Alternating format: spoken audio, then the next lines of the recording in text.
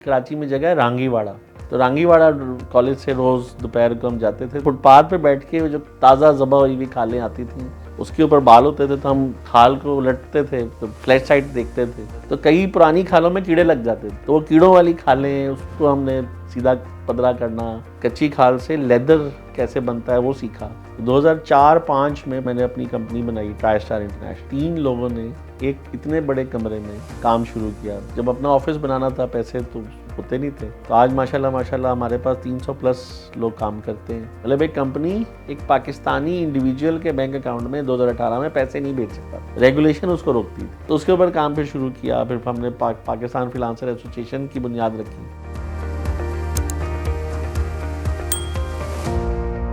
सबसे पहले यही जानना चाहेंगे कि ये जो आपका जर्नी है वो किस तरह स्टार्ट हुआ, क्या हिस्ट्री है इसके पीछे? जैनब मार्केट सदर के बिल्कुल साथ विक्टोरिया मार्केट नई बनी थी, तो उसके ग्राउंड फ्लोर पे फादर ने दुकान ले ली, वहाँ पे बैठना शुरू किया। जैकटें वैकटें हमने बना ली थी, जैकटें ली, 150 जैकटें पैक की और इस्लामाबाद जाके दुकानों को बेचना शुरू की। जब आप इस तरह किसी को बेचने जाते हैं ना, तो आपको पता है कि वो कहते हैं चोरी के भाव, चोरी की जैसे जैकटें हैं वो, मतलब 1250 की वो खरीदते थे कराची आके, तो उन्होंने मुझे कहा 600 की मुझे दे दो। तो वहीं पे गखड़ प्लाजा में पिंडी पे दुकान ले ली, वहाँ पे दुकान डाली, 3 महीने वहाँ रहा, वहाँ पे फिर शुरू किया, आपस में दोस्तियाँ की।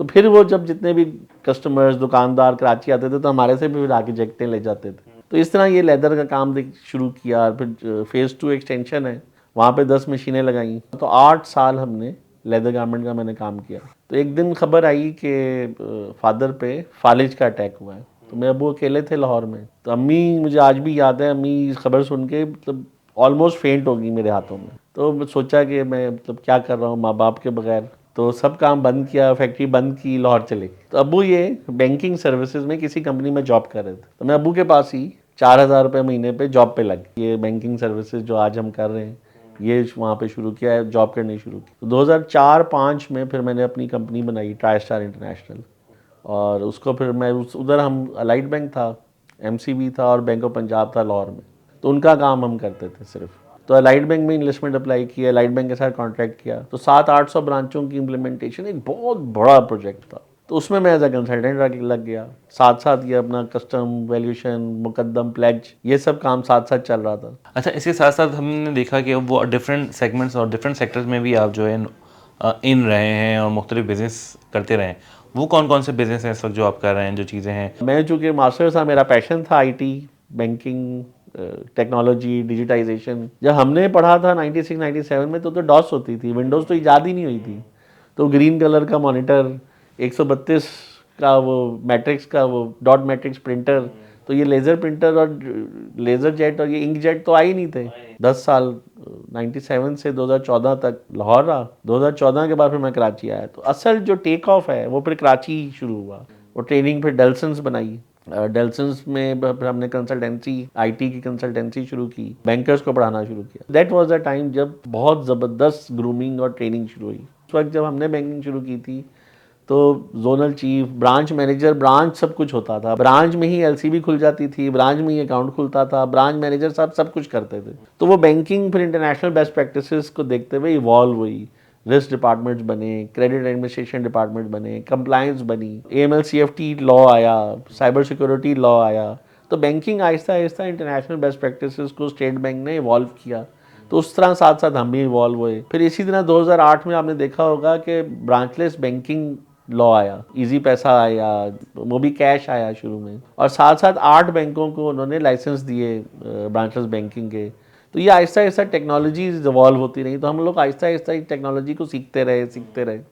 तो ट्रेनिंग से शुरू किया, ट्रेनिंग सीख के ट्रेनिंग पढ़ा के 10-15 साल ट्रेनिंग पढ़ा के फिर काफ़ी कुछ समझ आ गई।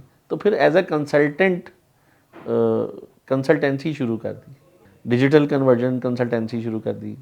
2015-16 में मैं चाइना गया, वहाँ पे फिर अपनी कंपनी बनाई, सिंगापुर में अपनी कंपनी बनाई, फिर यूएई में अपनी कंपनी बनाई। अगर आपको ये वीडियो पसंद आ रही है तो अभी सब्सक्राइब करें। ये जो कंपनीज आपने बनाई हैं सिंगापुर में, यूएई में और चाइना में भी, तो ये भी इसी सेम नाम से ही हैं? जी, डेल्सन्स के नाम से 50,000 से ज़्यादा कस्टमर्स हैं अब आज, माशाल्लाह। शुरू पे देखे ना, तो एक कस्टमर से शुरू किया। एक कस्टमर जो पहले जॉब की, जो वो कस्टमर्स बने, जो वो रिलेशनशिप थी, तो वो आहिस्ता आहिस्ता आई। जब अपनी कंपनी बनाई तो 1 से शुरू होता है, 1 से शुरू होता है, फिर वो 1 से 10 होते हैं, 10 से 100 होते हैं। तो ये एक जर्नी है जो आहिस्ता आहिस्ता। दूसरी जो सबसे बड़ी बात, जो सबसे बड़ी अक्लमंदी अल्लाह की तरफ से, उस वक्त तो बचपन में क्या अक्ल होती है, तो कोई सिखाने वाला, कोई गाइड करने वाला नहीं था, तो खुद ही मतलब इत्तेफाक से हर चीज़ का रिकॉर्ड एक्सेल, उस वक्त लोटस होती थी 1 2 3 पर एक्सेल आई, तो एक्सेल पे अपना रिकॉर्ड मेंटेन करना शुरू किया। तो 1997 से आज तक जो काम किया वो सब मेरे पास एक्सेल पे। अब तो खैर हमने सॉफ्टवेयर बना लिया है। 3 चीज़ें इस दौरान सीखी कि ऑफिस जो 1997 में जो बनाया, जो बना, या 2004 में जो बनाया, वो जो ऑफिस है वो आज भी वही ऑफिस। जो फ़ोन नंबर है वो आज भी वही फ़ोन नंबर है जो डे 1 पे था।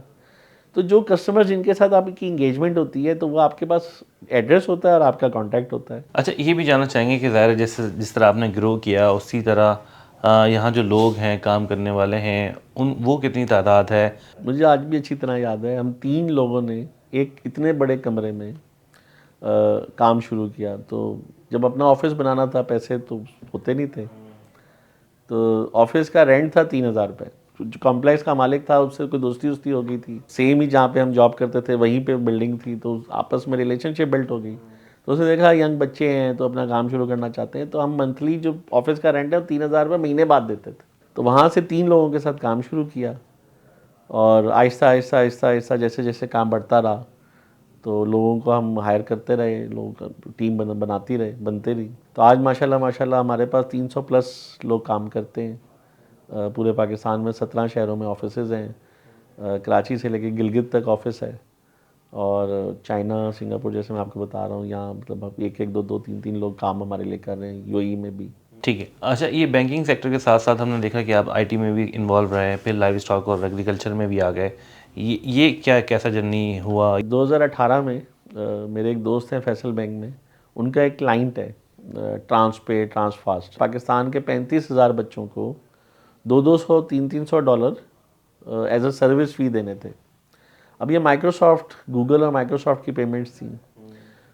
जो पाकिस्तान में 35,000 बच्चे, कोई कंटेंट राइटिंग कर रहा है, कोई वेबसाइट डेवलपमेंट कर रहा है, कोई सर्विसेज दे रहा है, उनको देनी थी उसने पेमेंट, बट वो दे नहीं पा रहा था। प्रॉब्लम क्या थी?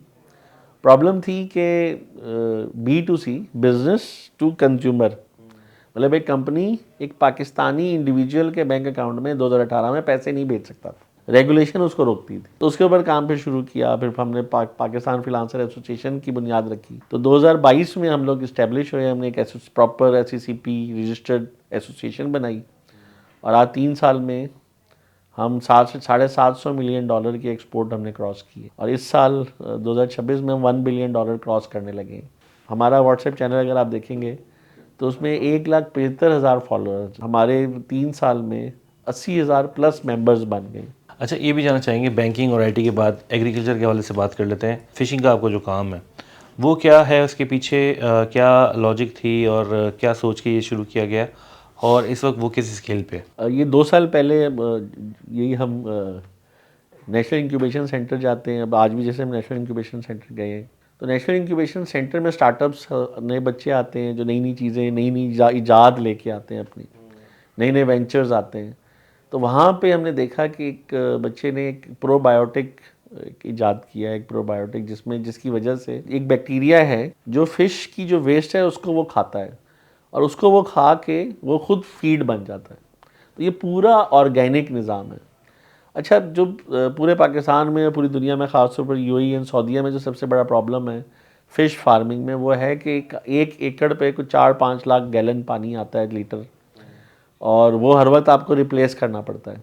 कराची में 2 जगहों पे, गिडाब और मलीर कैंट पे, ड्रम्स लगाए। अब ये 1 एकड़ का जो फ़िश फार्मिंग है वो 20 फुट के, 1 एकड़ में 1200 फ़िश की कल्टीवेशन होती है। तो एक 20 फुट के ड्रम में 1200 फ़िश की आप कल्टीवेशन कर सकते हैं। 1 एकड़ में हमने 20 ड्रम लगाए, और 1 एकड़ में 20 एकड़ की फ़िश फार्मिंग हमने शुरू कर दी। तो एक और हमने सेटअप लगाया इस्लामाबाद में, तो गुलबर्ग ग्रीन्स में हमने एक 2 टैंक उधर भी लगाए हैं।